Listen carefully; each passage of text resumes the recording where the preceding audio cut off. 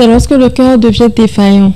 Le cœur est incapable de propulser du sang pour pouvoir distribuer aux autres organes. Il s'agit précisément d'une pathologie dénommée insuffisance cardiaque. Selon les spécialistes du domaine, c'est une complication de certaines maladies cardiovasculaires qui touchent les personnes sans distinction d'âge. Chez l'enfant, comme cause, nous avons ce qu'on appelle les cardiopathies congénitales.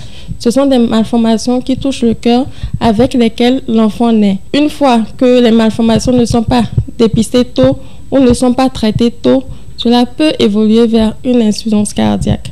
Et chez les personnes adultes, la première des causes ici, nous avons l'hypertension artérielle. Nous avons également le diabète, qui est l'élévation de la glycémie. Nous avons également les infections comme le VIH, le Covid. Nous avons aussi les cardiopathies ischémiques. C'est lorsque une ou plusieurs artères du cœur sont bouchées et cela se manifeste par des douleurs de poitrine. Et si la prise en charge n'a pas été faite dans les délais, l'évolution se fera vers une insuffisance cardiaque. Nous avons aussi l'atteinte des valves cardiaques, qui sont des portes du cœur qui permettent au sang d'entrer et de sortir. Si la prise en charge qui est le remplacement valvulaire n'a pas été faite, cela peut évoluer vers une insuffisance cardiaque. Le cœur est le moteur de l'organisme et une anomalie dans son fonctionnement peut entraîner progressivement des conséquences graves si rien n'est fait. L'évolution se fera d'abord vers une insuffisance cardiaque chronique au long terme et cela va entraîner d'autres complications qui sont les troubles du rythme, c'est-à-dire le cœur qui va battre très fort de façon soit régulière ou bien soit de façon désordonnée, ou soit le cœur qui va battre très lentement, ou bien soit des complications thromboemboliques. Lorsque le cœur bat de façon désordonnée, cela peut entraîner la formation des caillots qui vont aller boucher les vaisseaux, qui peuvent entraîner des AVC. Et à un stade avancé, il peut arriver la mort subite, qui est vraiment dramatique. L'insuffisance cardiaque est curable, mais demande beaucoup de moyens financiers, surtout dans les pays en développement comme le Togo. Il est donc préférable de garder le cœur sain pour une bonne circulation du sang dans l'organisme. À cet effet, il est conseillé d'adopter un bon comportement alimentaire. C'est de manger moins gras, de manger moins sucré, moins salé, d'éviter l'alcool, d'éviter la cigarette et aussi de privilégier les légumes et les poissons, volailles, d'éviter les boîtes de conserve parce que c'est vraiment riche en sodium, en sel. La fatigue, le manque d'énergie, l'essoufflement, la confusion ou le trouble de la mémoire, le gonflement de pieds et des jambes sont entre autres signes cliniques de l'insuffisance cardiaque. En cas d'apparition de ces symptômes, il est vivement conseillé de se rendre dans un centre de santé pour un bilan médical.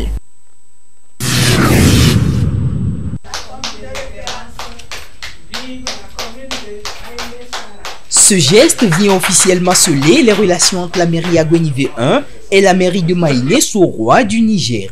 Il s'agit d'un mémorandum d'entente entre les premiers responsables des deux communes. L'événement a eu lieu ce jeudi 1er septembre, ici au siège de la commune Agwe 1, à l'occasion de l'ouverture de la 3e session ordinaire 2022 du conseil municipal. Le mémorandum se veut un acte symbolique à travers lequel les deux communes entendent renforcer davantage leur coopération et partager l'expérience en matière de gouvernance locale. Pour le maire de Maïné-Soroa, Ibrahim Tandja, le choix de la commune Agwenive 1 n'est pas fortuit. Je suis venu ici chez un frère, un ami que je connais les performances ici même à Lomé et au Togo en général, l'Afrique et certaines parties du monde. Donc c'est un homme que je suis venu rencontrer ici, une chance pour la commune d'Agwe. Bon, nous sommes venus ici pour matérialiser un système pour la décentralisation, c'est le jumelage. Donc contrairement aux autres mairies qui partent en Europe, moi je suis venu ici dans le cadre de deux pays qui sont dans un même environnement de la CEDEAO, qui sont dans un même environnement de la ZLECAf et qui peuvent les deux réunis aller sous d'autres cieux et puis tisser d'autres relations. La signature de ce mémorandum d'entente prend en compte plusieurs axes stratégiques pour le développement des deux communes. Sur le plan commercial, sur le plan d'enrichissement des connaissances, c'est la décentralisation, et c'est beaucoup d'autres facteurs que nous développerons au fil du temps. 19 ans d'expérience, nous allons apporter beaucoup de choses. Nous avons des personnes aguerries qui sont prêtes à venir ici, faire des ateliers, et enseigner, sinon participer même à certaines expériences avec vous. Les premiers responsables de la mairie Agwenive 1 comptent tout mettre en œuvre afin de faire de cette collaboration un partenariat gagnant-gagnant. Vu que la décentralisation au Niger date de 2003 et que notre décentralisation de 2019, nous voyons que cet échange d'expériences nous permettrait d'apprendre ou bien d'élargir notre vision sur ce qui se passe au Niger par rapport à ce que nous vivons ici au Togo. C'est des échanges, des partages d'expériences et nous allons voir qu'est-ce que nous pouvons apporter comme idée du Niger ici et qu'est-ce que nous pouvons exporter d'ici vers le Niger. Sur ces trois axes, nous avons le partage d'expériences dans la gestion de la collectivité locale. Nous avons aussi le commerce et l'entrepreneuriat parce que nous avons ici des jeunes entrepreneurs qualifiés mais qui n'ont pas souvent le marché. Dans le cours des discussions, des premières discussions avec le maire, nous avons constaté que là-bas, ils ont besoin de la technicité, surtout dans le BTP. Donc ça pourrait quand même apporter un plus à nos jeunes entrepreneurs, à nos jeunes demandeurs d'emploi pour avoir des opportunités, pour s'essayer et pourquoi pas gagner la plupart des marchés. Le maire Kovia Kwete Adambounou de la commune Agwenive 1 n'a pas manqué de rappeler au cours de cette rencontre la nécessité pour les communes de se mettre ensemble pour la réalisation de grands projets de développement. Le secteur a pris vraiment une part importante dans l'économie togolaise. Et aujourd'hui, nous savons combien de fois l'artisanat vaut véritablement, et l'artisanat est véritablement important dans l'économie. Et nous le savons bien avec les petites entreprises artisanales, avec vraiment les femmes qui se battent pour pouvoir faire éclore leurs produits et vanter leurs produits sur le plan national et international. Voilà les contributions de l'artisanat au développement du pays. Ce secteur est en plein essor au Togo. Et ceci grâce à la politique nationale de développement de l'artisanat élaborée par le gouvernement togolais. L'idée est de faire de l'entreprise artisanale une vraie unité pourvoyeuse d'emplois et créatrice de richesses.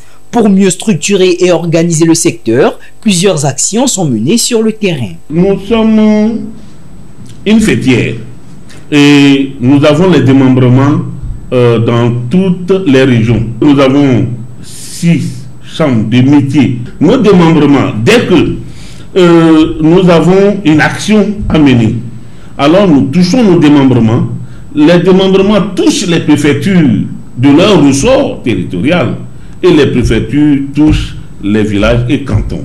Donc ça veut dire que nous pouvons dire aujourd'hui, sans se vanter trop, que les chambres de métiers sont tellement organisées de la tête jusqu'aux pieds pour mettre un tout petit peu de l'ordre dans le chemin que nous allons parcourir. Ça veut dire jeter les bases de nos actions à venir et en même temps recevoir l'onction des membres sur toute action à mener. Malgré ces efforts, des défis sont à relever pour faire du secteur un véritable levier de développement. C'est à travers les chambres de métiers qu'on peut être fort. Et c'est dans ce cadre-là que nous disons que ces groupes n'ont qu'à se fusionner et revenir à la thématique du gouvernement qui aujourd'hui a senti le besoin de regrouper l'ensemble du secteur de l'artisanat par les chambres de métiers. Nos remerciements sincères au gouvernement qui vraiment a pris à bras le corps ce secteur et qui le plus souvent ménage ce secteur afin de nous trouver des solutions idoines aux problèmes. nous remercions le chef de l'État qui vraiment considère ce secteur comme un secteur porteur. Et chaque fois que nous souhaitons quelque chose, il n'hésite pas à nous apporter tout le soutien et le matériel. Nous remercions toutes les organisations qui nous aident, les partenaires financiers. Notre vision, c'est que le secteur de l'artisanat ayant un grand potentiel, il doit avoir des outils à la hauteur de la technologie d'aujourd'hui. Nous sommes dans le temps de la digitalisation et ce système de registre de métiers est en fait prêt pour devenir la source de services digitaux auprès des artisans. Vous pouvez enregistrer et puis faire les demandes de cartes professionnelles, aussi faire des demandes de services et d'appui qui sont liés à ça. L'artisanat contribue à hauteur de 18% à la constitution du PIB. Ils sont près d'1 million d'artisans à évoluer dans le secteur, lequel mérite une attention particulière.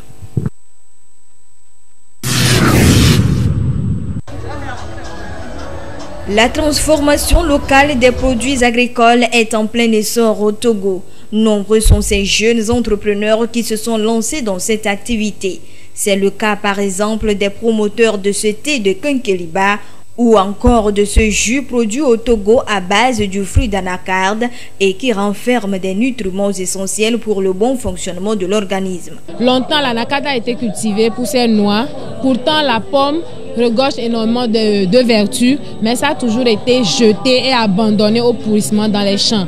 Donc, après des études et des descentes sur le terrain avec les producteurs et des recherches et des travaux avec les laboratoires comme l'ITRA, nous avons vu que nous pouvons en faire une opportunité d'affaires.